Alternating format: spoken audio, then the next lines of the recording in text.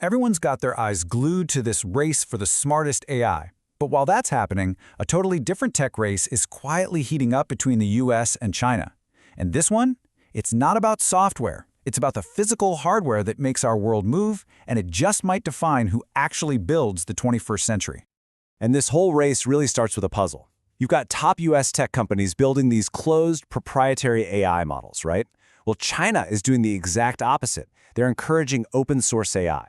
On the surface, that makes zero sense. Why would you just give away the code? Well, it turns out they might be playing a completely different game. So right here, this is where the two strategies just completely diverge. The US is betting big that building the most powerful AI, the best intelligence, is the key to winning the future. China, though, they seem way more focused on making AI a widespread, accessible tool, almost like a commodity. To figure out why, we need to look at power through a totally different lens. Okay, so what is this framework? It basically breaks down how anything gets made into three fundamental pillars. And this right here is the key to unlocking the entire strategy. And here they are: energy, intelligence, and action. Simple, right? You need energy, which is just the raw power to do something. You need intelligence to figure out what to do. And then you need action, the actual physical ability to do it, to move, to build, to manipulate the world. The thing is, these three are what you'd call complements. You absolutely need all of them to create any real value. And this leads us to a classic, super smart business strategy.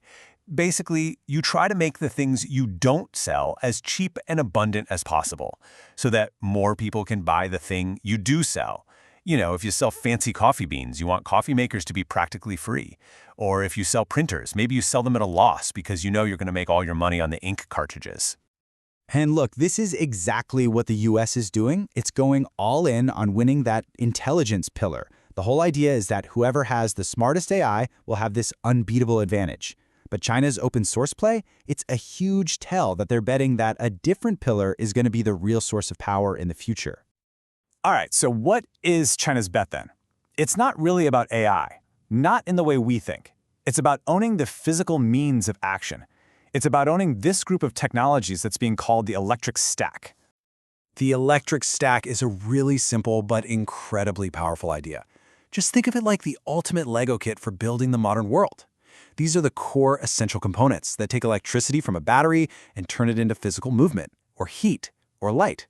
They are literally the foundation of almost every new physical product being built today. Okay, so let's quickly break down this stack into its four main layers. First, you've got lithium-ion batteries for storing the energy. Then you've got high-performance magnets and electric motors to create motion. You've got power electronics to control how the electricity flows with amazing precision. And finally, you have embedded compute, those tiny, specialized chips that act as the little brain to orchestrate the whole thing. And get this is the part that's being called the electric slide. Since 1990, the cost of this entire stack, so the cost to turn electricity into physical action, has plummeted by an unbelievable 99%. Just let that sink in. I mean, we all know Moore's law for computer chips, right? Well, you can think of this as the Moore's law for the physical world.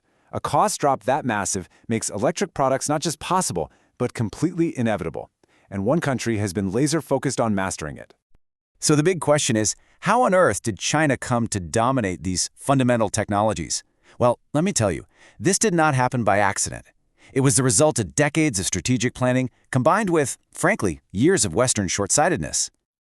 The story here is probably going to sound a little familiar. Pretty much every key technology in this electric stack was invented in the US or Japan or Europe.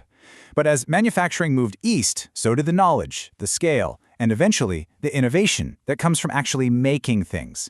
And a few really critical deals just put that whole shift into hyperdrive.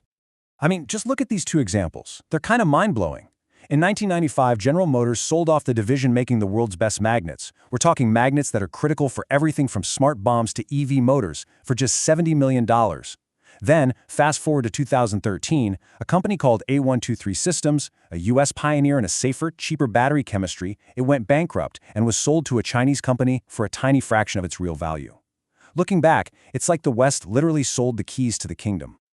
And you gotta understand, this wasn't just some lucky, opportunistic buying spree. This was pure strategy.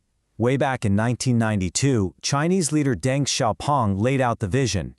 He understood that controlling the fundamental raw materials for magnets and batteries was going to be just like controlling oil in the 20th century. It was a long-term play for both geopolitical and economic power. And boy, did that long-term vision pay off. Today, China doesn't just control the raw materials, it completely dominates the manufacturing of the finished products. A staggering 90% of the world's most powerful magnets are made in China. So are 75% of lithium-ion batteries. To put it simply, they are winning the stack. Okay, so let's bring it all together.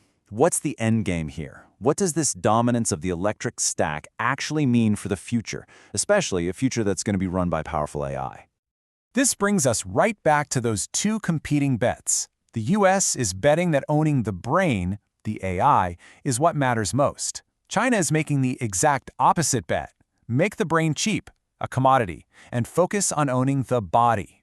Their logic is that if AI software becomes abundant and easy to get, the real value, the real money, is going to shift to the physical hardware that the AI controls: the cars, the drones, the robots. And here's the really dangerous flaw in thinking you can just separate the brain from the body. Innovation in physical products doesn't just happen in some lab. A lot of it happens on the factory floor.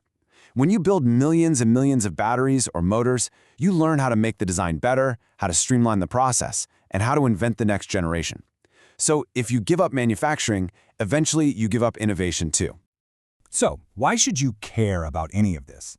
Because the electric stack isn't just some niche industrial part.